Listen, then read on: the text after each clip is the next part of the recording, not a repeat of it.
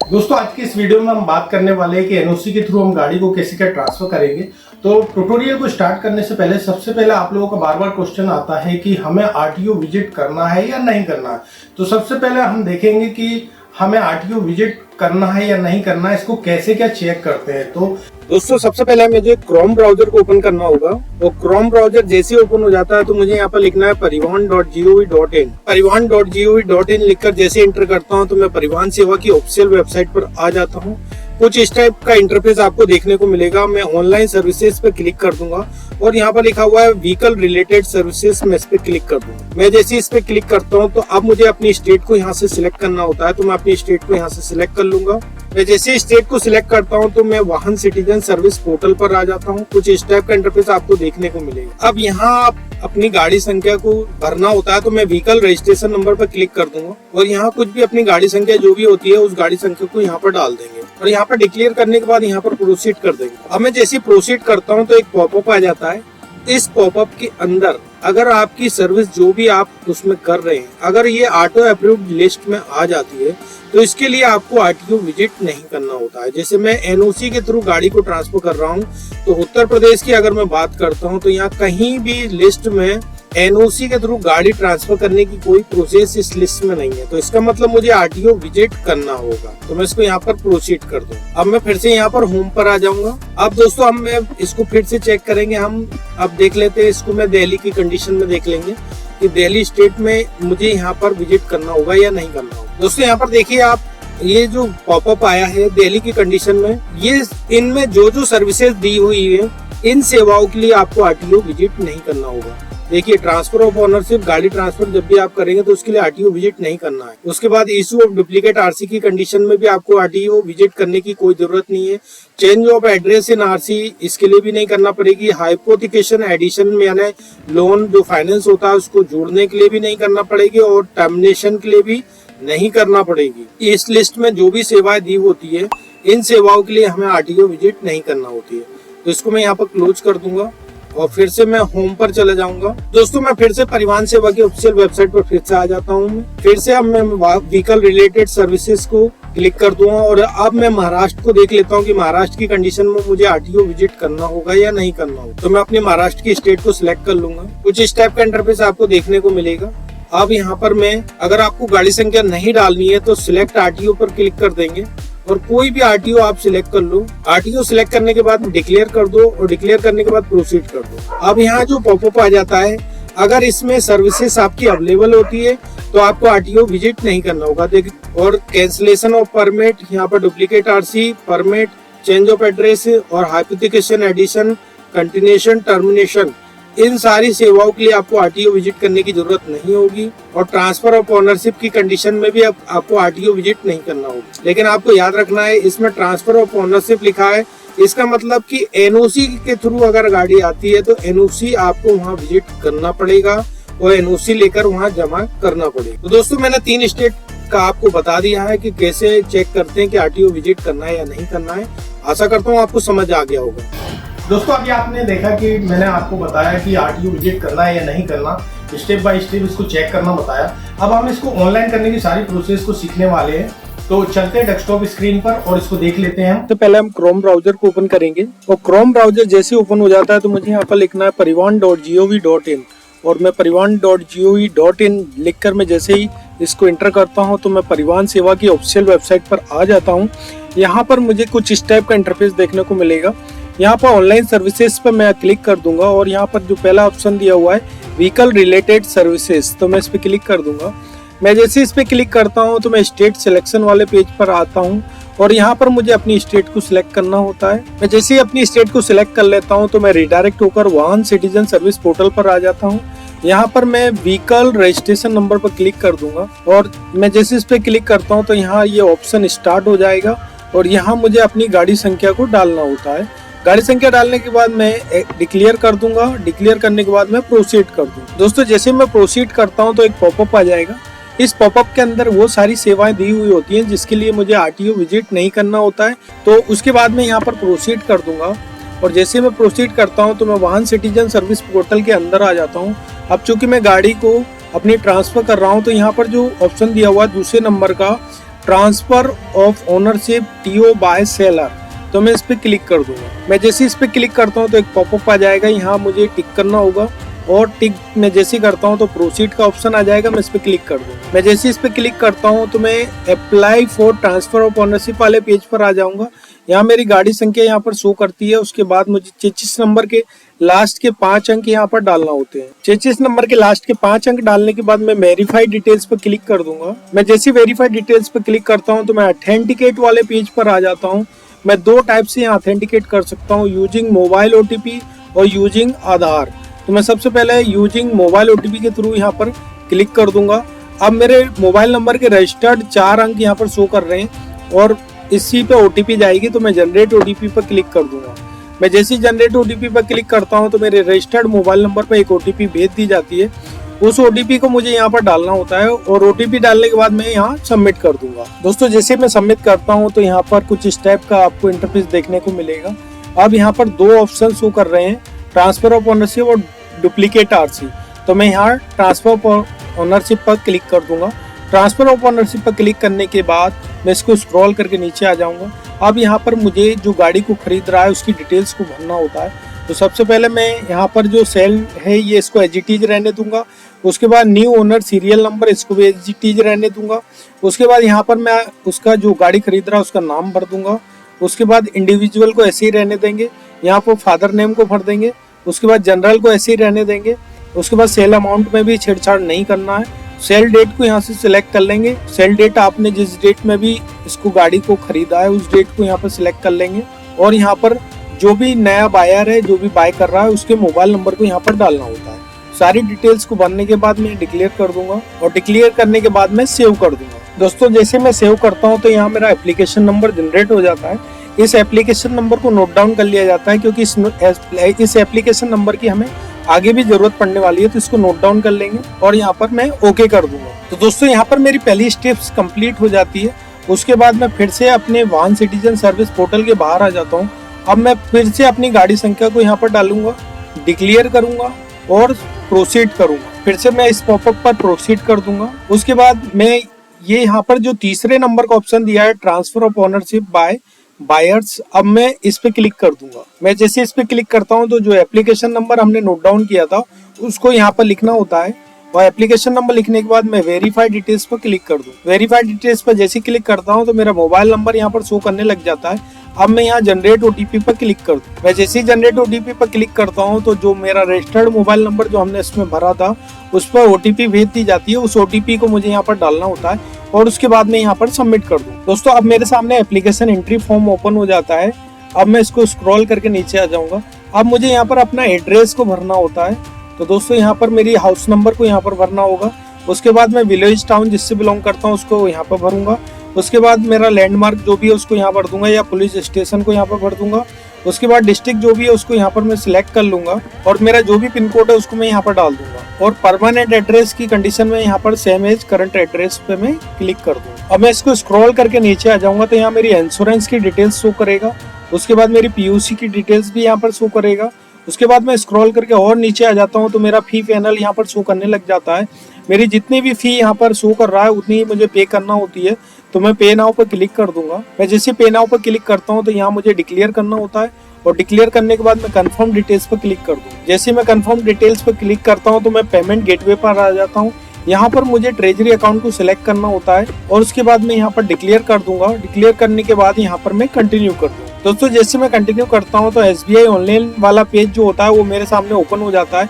यहाँ पर मैं पेमेंट करने के अलग अलग तरीके दिए हुए हैं। जैसे मैं SBI नेट बैंकिंग के थ्रू पेमेंट कर सकता हूँ या फिर अदर बैंक नेट बैंकिंग के थ्रू मैं पेमेंट कर सकता हूँ, लेकिन मुझे कुछ चार्ज एक्स्ट्रा पे करना होता है। उसके बाद में कार्ड्स जो होते हैं डेबिट कार्ड्स के थ्रू पेमेंट कर सकता हूँ। डेबिट कार्ड अदर बैंक का है SBI छोड़कर तो उसके थ्रू भी मैं पेमेंट कर सकता हूँ और क्रेडिट कार्ड के थ्रू भी आप पेमेंट कर सकते हैं, लेकिन कुछ चार्ज आपको एक्स्ट्रा पे करना होगा। तो मैं SBI नेट बैंकिंग के थ्रू पेमेंट करने जा रहा हूँ। अब मुझे यहाँ पर अपना यूजर आईडी और पासवर्ड डालकर यहाँ पर मैं लॉगिन कर लूंगा। उसके बाद मुझे अपने अकाउंट नंबर को यहाँ पर सिलेक्ट करना होता है और यहाँ पर कंफर्म करना होता है। उसके बाद मैं स्क्रॉल करके नीचे आ जाऊंगा और यहाँ पर मुझे अपना OTP को डालना होता है जो मेरा मोबाइल नंबर जो रजिस्टर्ड होता है बैंक से, उस पे एक ओटीपी भेज दी जाती है। उस ओटीपी को मुझे यहाँ पर डालना होता है। ओटीपी डालने के बाद मैं स्क्रॉल करके नीचे आ जाऊंगा और यहाँ पर कंफर्म करूँ। दोस्तों जैसे मैं कंफर्म करता हूँ तो मेरा पेमेंट जो है वो सक्सेसफुल हो जाता है और मेरी पेमेंट स्लिप जनरेट होने में कुछ सेकंडों का समय लगता है। तो हमें पेज को रिफ्रेश नहीं करना है, थोड़ा सा वेट करना होता है। अब दोस्तों कुछ इस टाइप का इंटरफेस आपके सामने शो करने लग जाएगा।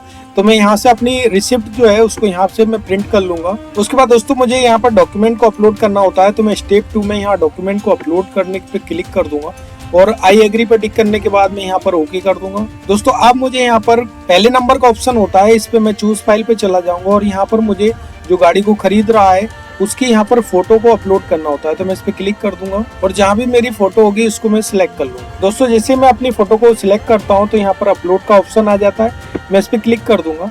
मैं जैसे इस पे क्लिक करता हूँ तो यहाँ पर मैं टिक करने के बाद यहाँ पर ओके कर दूंगा। तो यहाँ पर फाइल इज अपलोडेड सक्सेसफुली यहाँ पॉपअप में शो करेगा, तो मैं इसको यहाँ पर काट दूंगा। अब मेरा पहला जो डॉक्यूमेंट है वो अपलोड हो चुका है। दूसरे डॉक्यूमेंट मुझे 29 नंबर फॉर्म को यहाँ पर अपलोड करना होता है। तो मैं यहाँ पर चूज फाइल में चला जाऊंगा और मेरा जहां भी 29 नंबर फॉर्म होगा उसको मैं सिलेक्ट कर लूंगा। दोस्तों जैसे मैं 29 नंबर को सिलेक्ट करता हूं तो अपलोड का ऑप्शन आ जाएगा, मैं इस पे क्लिक कर दूंगा और यहाँ पर फिर से मैं ओके कर दूंगा। तो मेरा जो दूसरा डॉक्यूमेंट है ये भी अपलोड हो चुका है। अब मैं तीसरे नंबर ऑप्शन पे आ जाता हूँ। यहाँ पर मुझे 30 नंबर फॉर्म को अपलोड करना होगा। तो मैं चूज फाइल में चला जाऊंगा और जहां भी मेरा 30 नंबर फॉर्म होगा उसको सिलेक्ट कर लूंगा। 30 नंबर फॉर्म को मैं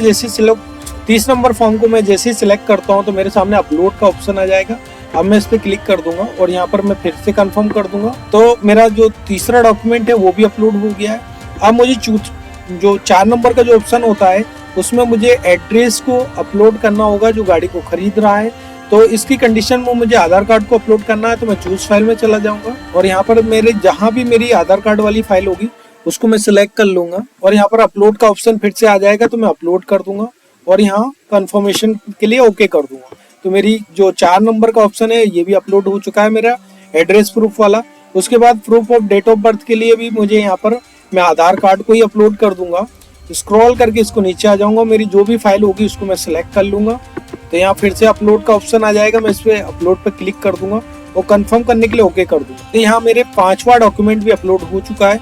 छठे वाले ऑप्शन में मैं यहाँ पर चला जाऊंगा और मैं जो भी गाड़ी जिससे मैंने खरीदी है उसकी फोटो को यहाँ पर अपलोड करना होता है। तो मैं इसकी फोटो को सिलेक्ट कर लूंगा और यहाँ अपलोड का ऑप्शन आ जाएगा, मैं इस पर क्लिक कर दूंगा और यहाँ पर मैं पॉपअप पर ओके कर दूँ। तो यहाँ दोस्तों मेरे 6 डॉक्यूमेंट अपलोड हो चुके हैं। अब दोस्तों मुझे 7वें नंबर पर अपनी एनओसी जो मैं अदर डिस्ट्रिक्ट या अदर स्टेट से लेकर आया हूँ उसको सिलेक्ट करना होता है और मैं चूज फाइल में जाकर फिर से अपनी फाइल को सिलेक्ट कर लूंगा और जो भी मेरी फाइल है सिलेक्ट करने के बाद मैं फिर से अपलोड कर दूंगा और इस प्रकार मेरी एनओसी भी अपलोड हो जाएगी।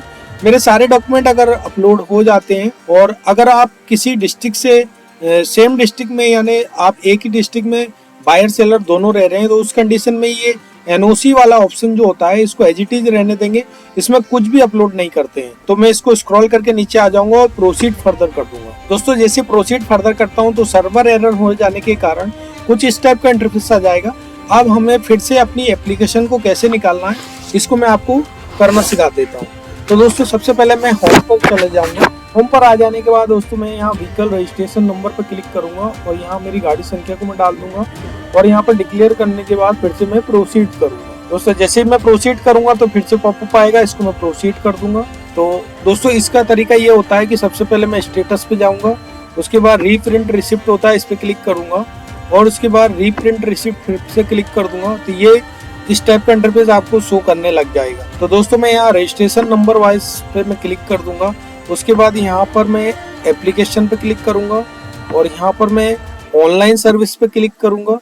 उसके बाद रजिस्ट्रेशन नंबर को मुझे यहाँ पर डालना होता है और चेसिस नंबर के लास्ट के 5 अंक यहाँ पर डाल दूँ। अब मैं यहाँ पर शो डिटेल्स पे क्लिक कर दूंगा।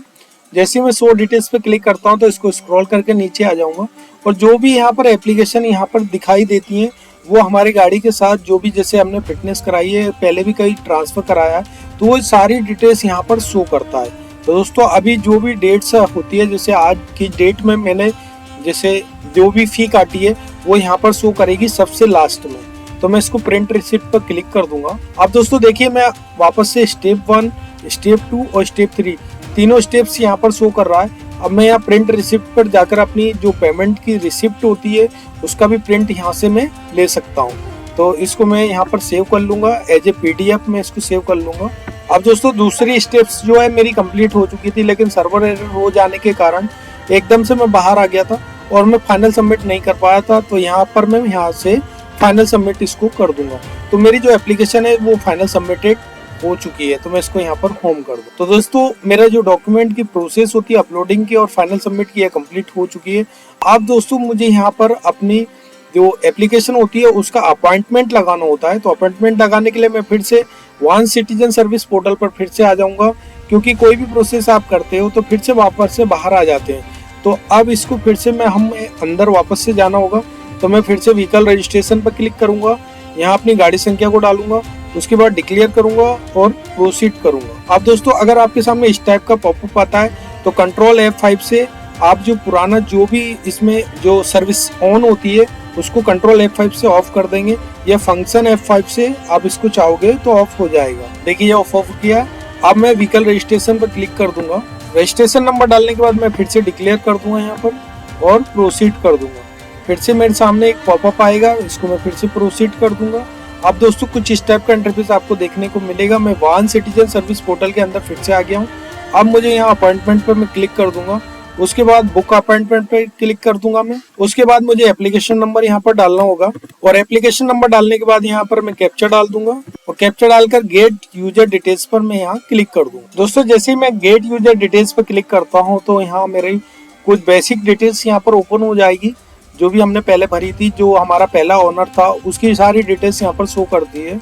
उसके बाद मैं स्क्रॉल करके यहाँ नीचे आ जाऊंगा और यहाँ पर मैं सिलेक्ट अपॉइंटमेंट डेट को यहाँ पर सिलेक्ट कर लूंगा। तो मैं जिस भी डेट में मैं RTO विजिट करना चाह रहा हूँ उस डेट को मैं यहाँ पर सिलेक्ट कर लूंगा और डेट सिलेक्ट करने के बाद मैं शो स्लॉट डिटेल्स को क्लिक कर दूंगा। अब मुझे यहाँ पर जो भी स्लॉट अवेलेबल होते हैं वो यहाँ पर शो करने लग जाते हैं।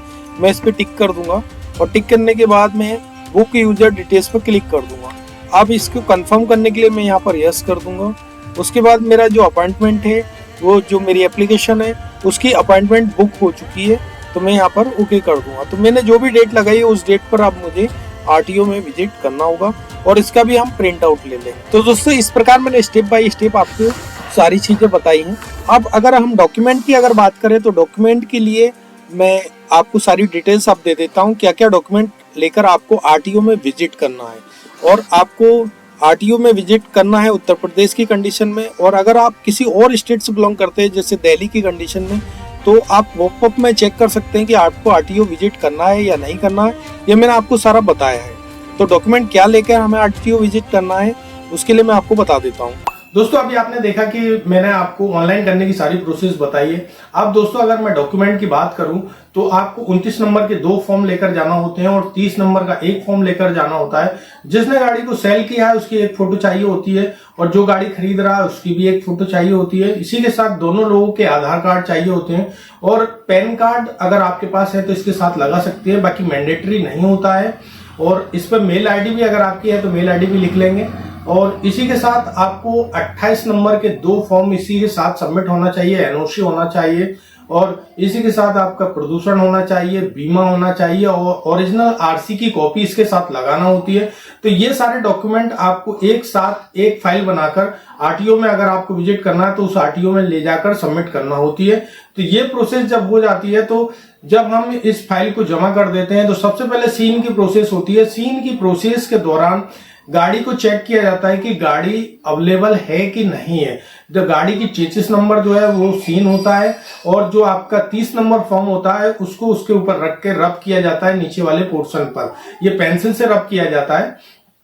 उसके बाद जब इसकी प्रोसेस सीन हो जाती है, गाड़ी की सीन की प्रोसेस होती है, उसके बाद जो गाड़ी को खरीदा है, जिस RTO में आप उसको रजिस्टर्ड करा रहे हो उसी RTO में आपका आधार कार्ड सीन होता है, यानी एड्रेस उसमें आपका चेक किया जाता है और आपका जो नाम है, फादर्स नेम है, ये सारा चेक किया जाता है। ये सारी प्रोसेस हो जाने के बाद जब आपके डॉक्यूमेंट जमा हो जाते हैं तो RTO के द्वारा उस पर आदेश किया जाता है कि ये गाड़ी जो है सामने वाले व्यक्ति के नाम कर दी जाए। जब ये आपका आदेश हो जाता है तो आपकी जो NOC आप लेकर आए हो वो NOC भी उसी टाइम में वेरीफाइड होती है। जब NOC वेरीफाइड हो जाती है तो उसकी एक मेल होती है। मेल जिस RTO से आप NOC लेकर आए हैं तो वो मेल की एक कॉपी यहाँ भी निकाल दी जाती है मेल के थ्रू, क्योंकि वहां से ट्रांसफर का एक कॉपी आती है और एक कॉपी आप लेकर साथ में आते हो 28 नंबर फॉर्म के साथ, दोनों को मैच कर दिया जाता है। तो इसको भी कहते हैं सीन की प्रोसेस। ये प्रोसेस जब हो जाती है तभी आप ऑनलाइन इसकी फी जमा कर पाते हैं, और ऑनलाइन फी जमा करने की मैंने प्रोसेस आपको सारी बता ही दी है। और जब ऑनलाइन फी जमा हो जाती है तो फिर से आरटीओ इसको वेरीफाइड करता है, और जैसी वेरीफाइड करता है तो आपकी जो आरसी है वो रिलीज हो जाती है। तो दोस्तों स्टेप बाय स्टेप मैंने आपको सारी प्रोसेस बताई है। अगर मेरे बताने का तरीका अगर आपको अच्छा लगता है तो एक लाइक तो बनता है, और मेरे चैनल पर पहली बार आए तो चैनल को सब्सक्राइब जरूर करें और बेल नोटिफिकेशन को दबाना ना भूलें। Thank you so much. Like करें, कमेंट करें, शेयर करें। दोस्तों एनओसी के थ्रू गाड़ी को ट्रांसफर करने के लिए सबसे